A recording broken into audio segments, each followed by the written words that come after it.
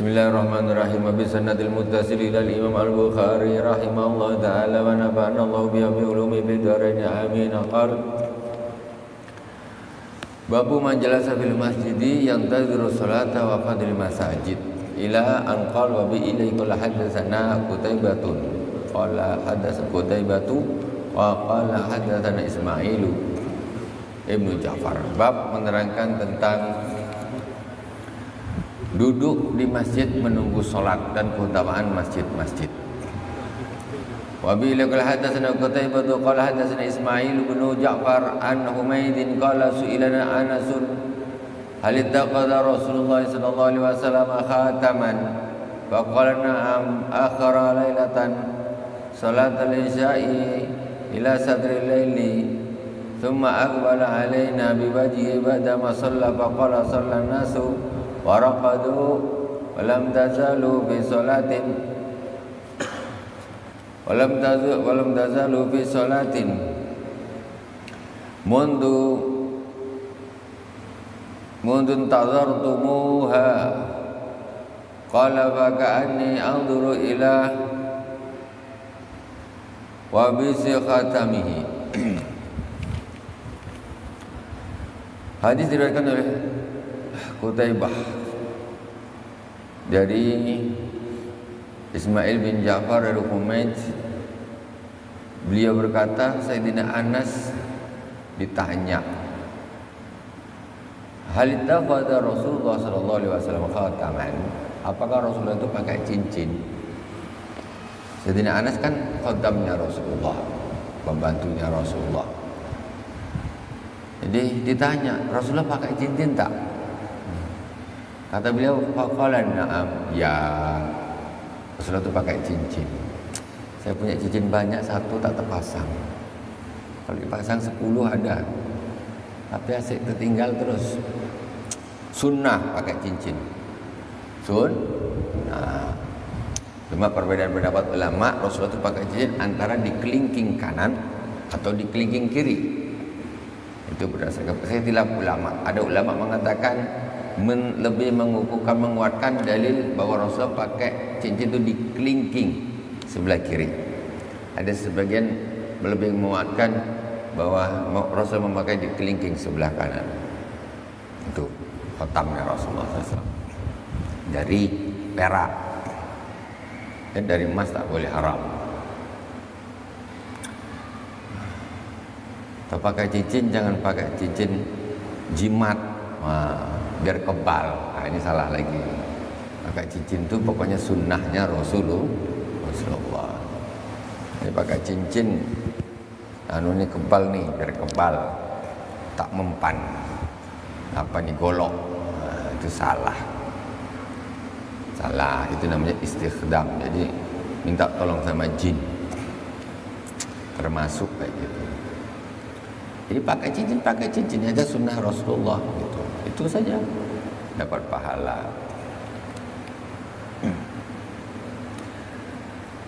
Faqala akhara lailatan salat al-isya ila satril lail. Pada suatu saat Rasulullah SAW mengakhirkan salat isya sampai pertengahan malam.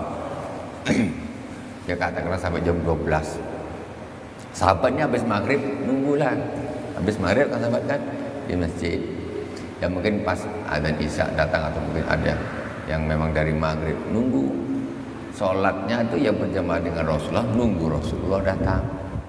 Lalu pada malam itu sahabat ini nunggu Rasulullah tak datang-datang, nunggu. Jadi di hadisnya ini kata Sayyidina Anas cerita Rasulullah itu pernah mengakhirkan sholat isya sampai setengah malam. Tengah malam ya jam 12 lah sekitar gitu. Jadi sahabat di masjid ya tentu nunggu Rasulullah, nunggu Rasulullah tak datang. Belum datang. Jam sekitar tengah malam, anggaplah katakanlah jam 12 baru Rasulullah datang. Semua aqbala alaina, kemudian Rasulullah tengah malam itu datanglah kepada kami biwajihi ba'da ma shalla fa qala sallan nasu wa raqadu. Setelah selesai salat menghadap ke sahabat. Selesai salat menghadap ke sahabat. Itu tengah malam nih, isaknya tengah malam. Shallan nas waraqadu. Kata Rasulullah, orang-orang mereka sudah sholat, kemudian mereka tidur. Kalian di sini kan dari tadi nunggu Rasulullah nih, mulai isya atau bahkan mulai maghrib, nunggu Rasulullah datang nak jamaah isya dengan Rasulullah. Kalau setelah selesai sholat dengan mereka para sahabat ini, jadi mungkin ada yang sholat dulu, mungkin bahasanya Rasulullah ini shallan nas waraqadu. Jadi orang-orang sholat, maksudnya sholat dulu, tadi masuk isya mungkin nunggu berapa lama, mungkin sholat terus tidur balik, tidur. Jadi walam tazalu fi salatin muntun tadartumuha. Nah, sedangkan kalian ini, maksudnya yang sholat dengan Rasulullah, sholat isya dengan Rasul, nunggu Rasulullah sampai tengah malam. Kata Rasulullah, kalian ini dianggap selalu atau di dalam sholat, sedang sholat selama kalian menunggu sholat itu. Jadi mulai isya tadi atau bahkan mulai maghrib, dia mulai maghrib nunggu sampai isya dah masuk, nunggu Rasulullah datang, nunggu sampai tengah malam. Jadi kalian ketika kalian nunggu gitu, itu kalian sudah dianggap orang yang sedang sholat, sedang sholat tuh. Kata Rasulullah. Adapun yang dah sholat tadi tidur, ya sudah tidur dia.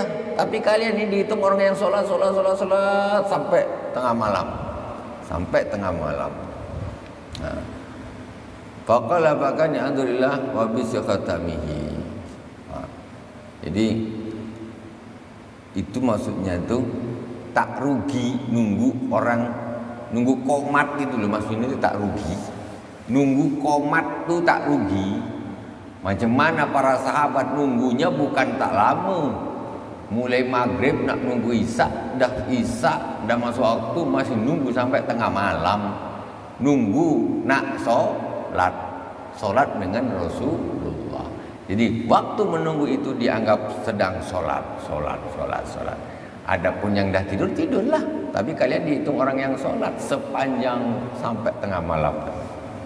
Itu keutamaannya. Jadi sebetulnya tidak ada ruginya menunggu seperti itu. Tapi kalau apa nih lama betul lah Rasulullah tak datang, kan gitu. Jadi apalah lambat betul nih, ya kan? Apa nih lambat betul? Apa nih tak komat nih, lambat nah, kan? Jadi hatinya macam gitu.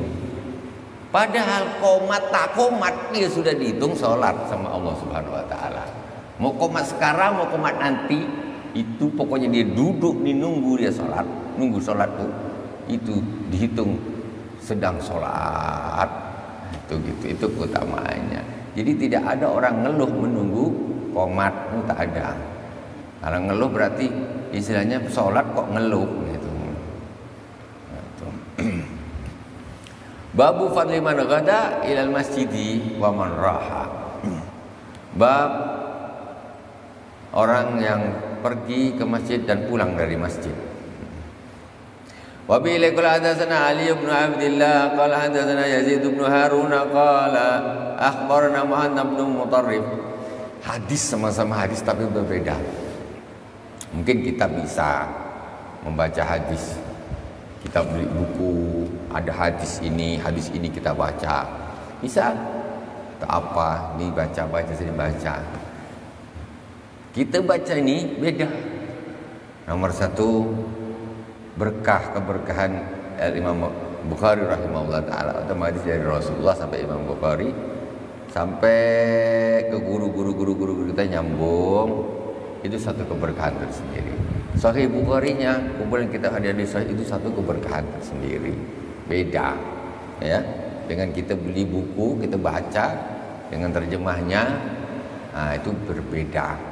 Walaupun hadisnya itu sama, tapi tetap berbeda, keberkahannya berbeda. Wabillahi. Sekarang kita menyebut nama-nama orang-orang itu orang-orang soleh semua yang kita sebut.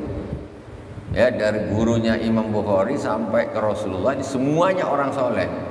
Tak ada yang tak soleh nih, penipu sekali tak masuk di sini. Apa pula Jangankan penipu, orang lupa aja sekali dah tak masuk di sini.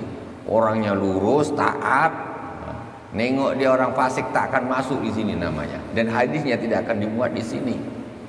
Jadi ini sanad ini dari guru-guru ini orang-orang soleh ini sampai Rasulullah SAW. Soleh, cerdas, tidak pelupa. Pernah lupa sekali dia tidak akan masuk di sini hadisnya. Nah, jadi manusia termasuk manusia pilihan. Mereka ini yang membawa syariat sampai ke kita. Yang membawa hadis-hadis Rasulullah itu sampai ke kita. Mereka ini orang-orang yang jujur, orang-orang yang soleh, orang-orang yang cerdas. Itu. Siapa mereka? Nomor satu di sini gurunya Imam Bukhari. Berarti kalau Imam Bukhari mengatakan hadatsana, cerita kepada kami, berarti gurunya dia cerita ke dia. Siapa? Ali bin Ubaidillah qala hadatsana Yazid bin Harun. Gurunya itu Ali bin Ubaidillah berkata, cerita ke kami Yazid bin Harun. Atasnya lagi Yazid bin Harun cerita. Yazid bin Harun qala, berkata lagi Yazid bin Harun, qala akhbarana Muhammad bin Mutarrif. Katanya Muhammad bin Mutarrif berkata kepadaku. Terus Muhammad bin Mutarrif dari mana? An Yazid bin Aslam, dari Zaid bin Aslam, dari Zaid bin Aslam. Terus dari Zaid bin Aslam dari mana? An Atha ibni Yasar, dari tabi'in Atha bin Yasar. Atha bin Yasar ketemu Imam Abu Hurairah. An Abi Hurairah radhiyallahu taala anhu, dari Abi Hurairah radhiyallahu anhu, sahabat Rasulullah. Sahabat Rasulullah tentu baru langsung dari Rasulullah. Anin Nabi sallallahu alaihi wasallam. Imam Abu Hurairah mendengar Rasulullah sallallahu alaihi wasallam bersabda, qala man ghada ilal masjidi wa raha a'addallahu lahu nuzulahu minal jannati kullama ghada aw raha. Rasulullah SAW bersabda, barang siapa yang pergi ke masjid dan pulang, maka Allah menyiapkan baginya nuzulan. Nuzulan nih kalau orang bertamu, apa dikasih hidangan, kasih ini, apa bahasanya yang pas itu namanya? Jamuan. Jamuan. Jadi barang siapa yang pergi ke masjid kemudian dia pulang, maka Allah Subhanahu wa taala akan menyiapkan baginya jamuan minal jannati, dari surga. Dapat jamuan dari surga. Apa tak? Kullama ghada auraha, setiap kali dia pergi dan dia balik. Setiap dia pergi dan dia balik.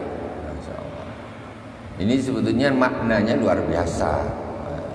Maknanya luar biasa. Babun idza uqimatis shalah fala salata ilal maktubah.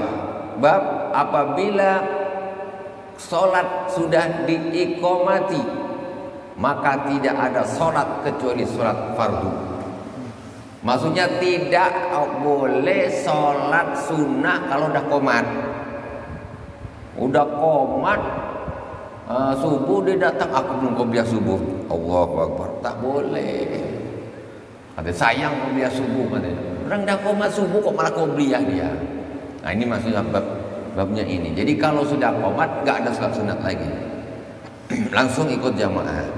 Wa bi qala hadatsana Abdul Aziz bin Abdullah qala hadatsana Ibrahim bin Sa'd an Abi an Hafs bin Asim an Abdullah bin Malik an Buhainah qala marra Nabi sallallahu alaihi wasallam.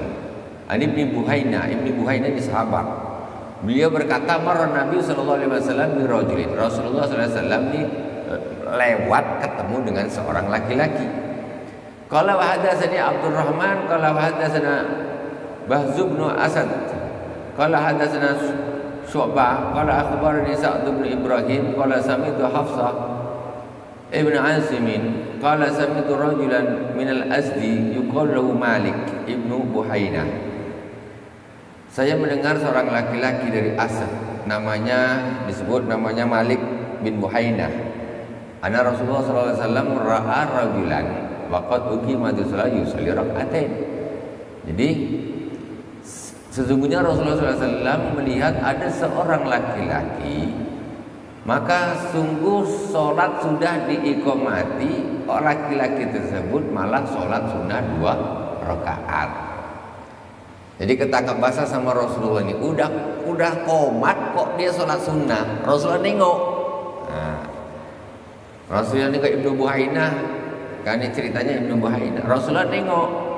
Pas apa namanya nih, orang itu kok sholat sunnah padahal udah komat ini.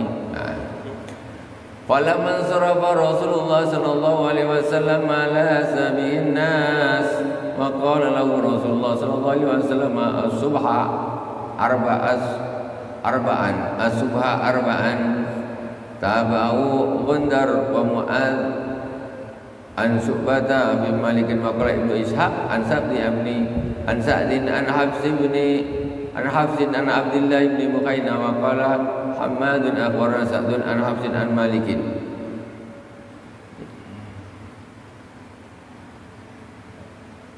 Lasa bihin nas lahu lasa bihin nas wa qala lahu Rasulullah sallallahu alaihi wasallam as-subha arba'an. Ini falyusalli arba'an. Kadza fil buyut as-subh biwasl hamzah fil mawdi'in maqala fil fathi bi hamzah mamduda wa yuzun nasr qasruha.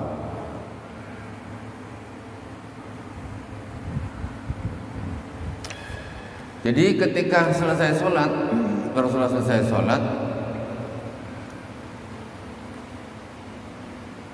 waqala lahu Rasulullah sallam as-subh arba'an. Jadi ketika selesai sholat, Rasulullah ini bilang sholat subuh 4 rakaat. Jadi maksudnya gitu loh. Maksudnya tuh enggak usah sholat sunnah. Ini udah komat sholat 2 rakaat terus sholat subuh lagi. Maksudnya tidak ada sholat setelah komat kecuali sholat fardu. Berarti kau sholat sunnah 2, kau masuk dia sholat sunnah. Sebelum subuh pas udah komat dia sholat 2 rakaat, terus dia sholat 2 rakaat lagi, maka terus sholat subuh 4 rakaat. Sholat subuh 4 rakaat. Gitu. Maksudnya jangan sholat sunnah ketika sudah komat. Sholat subuh itu 2 rakaat bukan 4 rakaat. Gitu. Ya, jadi apa yang setelah komat tidak ada kecuali sholat fardu. Nah, jadi seolah-olah ini laki-laki ini tadi dia tuh sholat subuhnya jadi 4 rakaat karena dia sholatnya setelah komat yang sudah. Makanya kata Rasulullah sholat subuh 4 rakaat. Sholat subuh 4 rakaat. Nah, gitu. Babu hadil marid ayyashhadal jamaah.